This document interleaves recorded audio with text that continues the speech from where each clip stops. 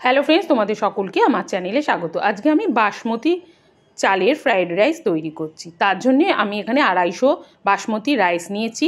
চালটাকে ভালো করে ধুয়ে 2 ঘন্টা ভিজিয়ে রেখেছিলাম। তারপর ফুটন্ত গরম জলের মধ্যে নুন আর ঘি দিয়ে ভাতটাকে আমি তৈরি করে নিচ্ছি। তার মধ্যে ছোটো এলাচ, লবঙ্গ, তেজপাতা, দারচিনি, এর মধ্যে 5-6টা গোলমরিচ, গোটা গোলমরিচ দিয়েছি। ভালো করে ভাতটা ফুটিয়ে 80% মতন কুক করে নিতে হবে। তারপরে আমরা মাড় ঝরিয়ে রেখে দেবো। ভাতটা কিন্তু আগেই তৈরি করে ঠান্ডা করে রাখতে হবে। এবার একটা কড়াইয়ের মধ্যে 6 থেকে 7 চামচ সানফ্লাওয়ার অয়েল দেবো। তোমরা ঘিও দিতে পারো। একটা দারচিনির টুকরো, 2টো ছোটো এলাচ, একটা তেজপাতা দিয়ে একটু ফোড়ন দেবো। দিয়ে একটু নাড়াচাড়া করার পর এর মধ্যে আমি কিছু সবজি অ্যাড করব। যেহেতু ভেজিটেবল ফ্রাইড রাইস, তো গাজর কেটেছি ছোটো টুকরো করে, আর বিনস কেটে নিয়েছি। দুটোকেই আমি একসাথে তেলের মধ্যে দিয়ে দিচ্ছি। দিয়ে হালকা করে একটু ভেজে নিতে হবে যতক্ষণ না এগুলো একটু সেদ্ধ হচ্ছে। খুব লাল করে ভাজার কিন্তু প্রয়োজন হবে না। তোমরা তোমাদের পছন্দের মতন সবজি এখানে অ্যাড করতে পারো। আমি এর মধ্যে 1/2 চামচ নুন অ্যাড করে দিলাম।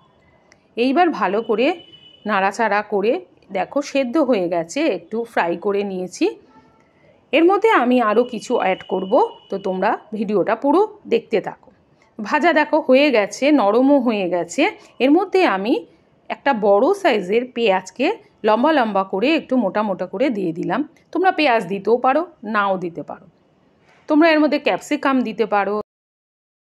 এরপর সবজিগুলো ভাজার পর আমি ভাতগুলোকে এর মধ্যে অ্যাড করে দিয়েছি। ভাতগুলোর সঙ্গে সবজিগুলো ভালো করে মিশিয়ে নিয়েছি। এরপরে আমি ঘি দিচ্ছি, 2 চামচ মতন ঘি এর মধ্যে অ্যাড করছি। তো তোমরা ভালো করে নাড়াচাড়া করে নেবে, আর নুনটা কিন্তু নিজেদের স্বাদ অনুযায়ী দেবে। সবজির সাথে ভাতটাকে ভালো করে মিশিয়ে নিতে হবে। তো আমি যেভাবে মেশাচ্ছি তোমরা সেইভাবেই মিশিয়ে নিতে পারো। এর মধ্যে একটু গোলমরিচের গুঁড়োও তোমরা অ্যাড করতে পারো, তাতে কিন্তু ভালো লাগবে। আর কাঁচা লঙ্কা কুচিও এর মধ্যে তোমরা দিতে পারো যারা ঝাল পছন্দ করো। আমি এর ওপর দিয়ে 2টো চেরা কাঁচা লঙ্কা অ্যাড করে দেবো। কাঁচা লঙ্কা চেরা দিলে টেস্টটা খুব ভালো হয়। আর এখানে আমি চিনি অ্যাড করিনি, তোমরা ইচ্ছা করলে চিনিও অ্যাড করতে পারো। তো তোমরা দেখতে পেয়েছো ঘরে থাকা ভেজিটেবল দিয়ে খুব সহজেই হেলদি ভেজিটেবল ফ্রাইড রাইস তৈরি হয়ে যায়। আমি এখানে ঘি এবং তেল কম ইউজ করেছি। তো আমি একটা ডিশের মধ্যে সার্ভ করে তোমাদের দেখাচ্ছি। দেখতেই পেয়েছো খুব সহজভাবে আমি একটা হেলদি ভেজিটেবল রাইস তৈরি করে নিয়েছি।